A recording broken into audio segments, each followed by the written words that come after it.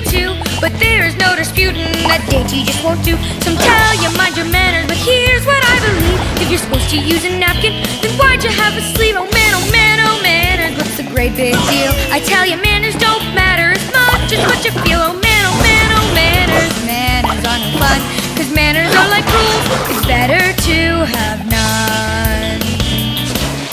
And if I feel like slurping, well, who's it gonna hurt? Or I gobble up dinner, but first I have dessert. And what's with please and thank you? It's best just to take. Oh, people who have manners are just phony and so fake. Oh man, oh man, oh manners, what's the great big deal? Do they make the day go better? Do they make a tastier meal? No, I'd rather think of manners as a job that others do. Then it's just like everyone is working just for you.